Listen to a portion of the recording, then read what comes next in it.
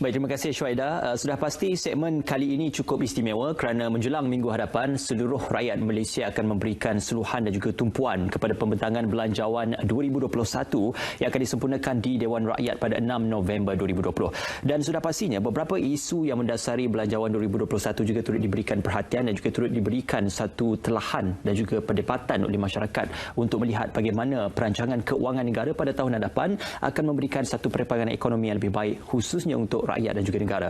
Untuk bercakap lebih lanjut tentang belanjawan 2021, SPM pada pagi ini amat bersati untuk bersama dengan Yang Berhormat Senator Datuk Seri Tengku Zafrul Abdul Aziz yang juga Menteri Keuangan untuk bercakap lebih lanjut tentang belanjawan 2021. Assalamualaikum, apa khabar? Apa khabar Datuk Seri? Waalaikumsalam. Baik, alhamdulillah Datuk Seri. Baik, Datuk Seri, menjelang pembentangan belanjawan 2021, sudah pasti ramai yang akan meneka dan juga akan memberikan tafsiran kepada apakah yang akan dibentangkan dan juga digambarkan dalam belanjawan itu nanti. Cuma yang menjadi asas yang telah pun diumumkan adalah tentang kesejahteraan rakyat, kelangsungan perniagaan dan juga kemampanan ekonomi seperti yang diumumkan oleh MOF tempoh hari. Jadi dalam hal ini bagaimana ketiga-tiga aspek dan juga asas ini akan menjadi percambahan kepada pengukuhan kemampanan perancangan keuangan negara dalam belanjawan 2021, Datuk Seri. Terima kasih Ismail. Jadi kerajaan seperti yang disebut tadi sedar keadaan sekarang amat membimbangkan kepada rakyat dan juga perniagaan. Kadar jangkitan pun seperti mana kita dapat lihat pada masa ini meningkat dan vaksin pun belum ditemui. Ada hubung kait rapat di antara kesihatan awam dan juga kemakmuran ekonomi negara.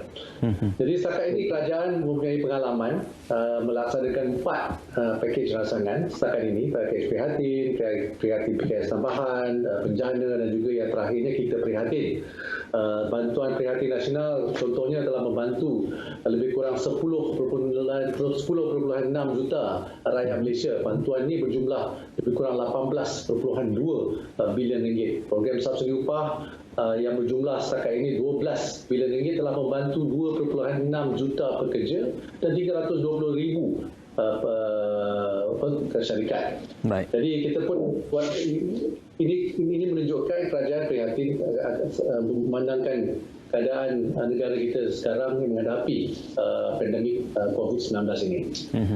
Kita sedia maklum ya Datuk Seri, tahun ini sahaja kerajaan telah memperuntukkan mungkin lebih kurang ratusan bilion ringgit untuk pakej prihatin dan juga bencana untuk kita menangani impak dan juga dampak pandemik COVID-19. Cuma kerisauannya dan juga tafsirannya, adakah untuk belanjawan 2021 yang dirangka untuk tahun hadapan akan juga turut melibatkan inisiatif-inisiatif yang telah pun digerakkan dan juga dirangka di bawah pakej prihatin dan juga bencana, Datuk Seri? Jadi pakej prihatin dan bencana yang setakat ini berjumlah 55 bilion ringgit dari segi suntikan fiskal. Dari segi jumlah pakejnya adalah 305 bilion ringgit. Jadi bajet ini untuk menggubal sebuah bajet, sebuah belanjawan yang untuk membantu rakyat ini kita perlu menggubal belanjawan yang mengembang ataupun expansionary untuk membantu, terus membantu rakyat dan juga perniagaan. Secara ringkasnya kita akan menggunakan pendalaman protect, rebound dan secure ataupun melindungi rakyat dan perniagaan, membantu rakyat dan perniagaan melonjak kembali dan seterusnya menjamin kesejahteraan rakyat dan masa depan mereka. Tapi apa yang penting sekali ialah kerajaan tidak akan berkompromi dalam melindungi rakyat dan perniagaan. Contohnya dari segi pembelian vaksin, tentu sekali peruntukan akan disediakan. Datuk Seri, dalam kita mendepani cabaran ekonomi global, di samping kita mendepani pandemik COVID-19 ini, kemerosotan nilai mungkin pasaran harga komoditi yang tidak menentu dan juga mungkin kebolehpercayaan kepada pasaran ataupun FDI asing untuk masuk ke dalam negara kita yang juga tidak menentu, serta beberapa faktor-faktor luaran dan juga luar jangka yang telah pun menyebabkan sedikit menjejaskan ekonomi negara secara keseluruhannya.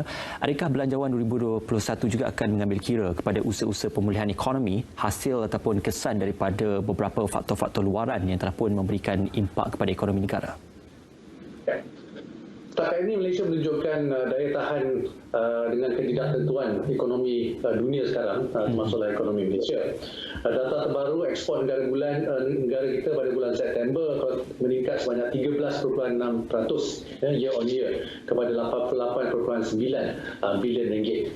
Ini menjadikan keseluruhan dagangan keseluruhan ataupun trade surplus meningkat ke 5.5%. Jadi kita masih mempunyai hubungan dagangan yang kuat dengan ekonomi-ekonomi penting seperti China dan juga Amerika Syarikat dan Eropah juga. Dan dagangan ASEAN pun masih lagi kukuh dengan regional self-sufficiency kita pada waktu rangkaian bekalan global terkesan akibat COVID-19. Tentang komoditi ni, sebenarnya yang penting kita kawal apa yang boleh dikawal dan mempelbagaikan hasil negara. Contohnya mengembangkan industri hiliran bagi sektor oil and gas dan juga komoditi seperti minyak sawit. Datuk Seri, langsung daripada kesan yang ditinggalkan oleh pandemik COVID-19, kerajaan telah pun menggagaskan pelan pemulihan ekonomi jangka sederhana yang dijangkakan berakhir pada bulan Disember nanti. Jadi maknanya untuk belanjawan 2021 akan adakah penerusan untuk pemulihan ekonomi dan juga struktur pemulihan ekonomi yang akan diteruskan dalam mungkin belanjawan 2021 nanti, Datuk Seri? Ya, buat masa ni kita perlu menerima hakikat bahawa COVID-19 ni akan tetap wujud buat satu jangka masa yang panjang. Pada pandangan saya, worst case scenario adalah selagi vaksin belum lagi ditemui atau not yet commercialized, kita mesti mempertimbangkan masa depan kita untuk berhadapan dengan norma yang baru. Belanjawan tahun 2021 ni akan memperkenalkan langkah-langkah spesifik bagi memperkukuhkan rantaian bekalan dan ekonomi setempat untuk memastikan antara lainnya ialah self-sufficiency, penerapan digitalisasi dan otomasi. Ramai juga pakar ekonomi yang menjangkakan KDNK negara akan merosot ataupun menguncup menjelang penghujung tahun 2020 ataupun menjelang awal tahun 2021. Jadi melihatkan kepada prestasi perdagangan dan juga ekonomi negara semasa ketika ini, adakah jangkaan itu akan diramalkan menjadi benar? Dan sekiranya ia berlaku, apakah antara pelan kontingensi yang telah pun dirangka oleh kerajaan dalam memastikan ia tidak memberi impak yang cukup besar terhadap kelangsungan ekonomi negara? Kita menjangka KDNK negara menunjukkan penambahbaikan yang memerangsangkan pada suku ketiga ini dengan suku kedua tahun ini. Tapi hakikatnya data-data ini menunjukkan penambahbaikan termasuk kadar pengangguran. Pengangguran kita dari 5.3% di bulan Mei ke 4.7% bulan Ogos sebagai contohlah. Kerajaan Malaysia juga mempunyai kapasiti untuk meminjam dan pernah menunjukkan fiskal. Sebelum ni kita pernah mengalami defisit setinggi 6.7% pada tahun 2008-2009. Daya kita. Tahun ini anjuran defisit kita ialah lebih kurang 6%. Jadi bagi merancangkan ekonomi ini, fokus perlulah untuk meningkatkan ekspor, menambahkan pekerjaan dan juga meningkatkan pelaburan. Ini dilakukan dengan mengenal pasti kapasiti perniagaan, memudahkan penyertaan di dalam sektor baru, membantu perniagaan meneroka, mengembangkan pasaran baru, sokong projek yang ada multiplier ini, menarik pelaburan luar.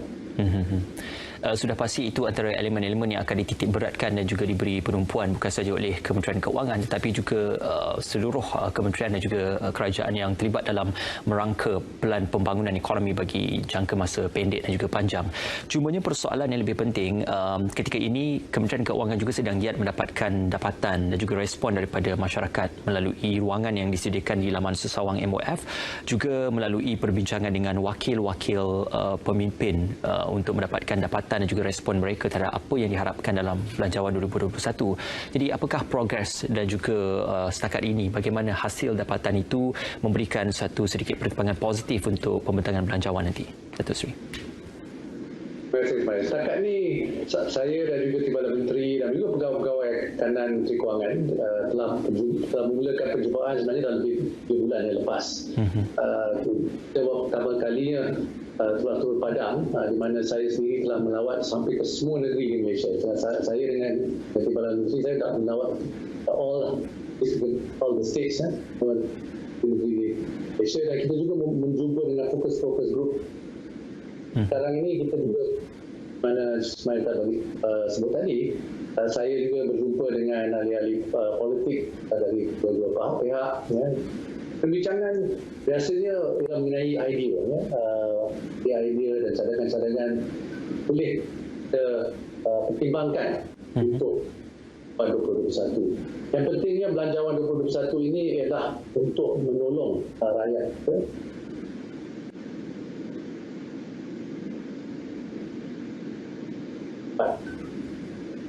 Menangani pandemik COVID-19 ini. Sudah pasti itu antara perkara asas yang diberikan penumpuan dalam Belanjawan 2021, bukan sahaja melalui penerusan kepada beberapa pakej perhatian dan juga pencarian yang telah pun diperkenalkan oleh kerajaan. Minggu depan Parlimen juga akan kembali bersidang setelah sekian lama berehat, dan ini memberikan satu ruang untuk kita mendengar bukan sahaja daripada setiap kementerian, malah daripada wakil-wakil politik sendiri untuk mendengar apakah yang diharapkan melalui Belanjawan 2021, dan sudah pasti banyak isu yang akan dibentangkan dan juga dibangkitkan. Apakah harapan Datuk Seri bersempena dengan pembukaan kembali untuk persidangan Parlimen dan juga untuk pembentangan Belanjawan 2021? Parlimen akan dibuka besok, hari Isnin, hari pertama kita semula tinggal ni. Harapan saya dan saya percaya juga harapan rakyat supaya kita dapat sedikit mengenai perkara yang akan membantu rakyat, bantu perniagaan ekonomi. Itulah harapan saya, dan saya percaya inilah harapan semua rakyat Malaysia. Buat satu bajet, mengubah sebuah bajet yang dapat menolong dengan pandemik COVID-19 ini. Saya berharap mendapat sokongan daripada semua rakyat Malaysia dan juga ahli-ahli Parlimen.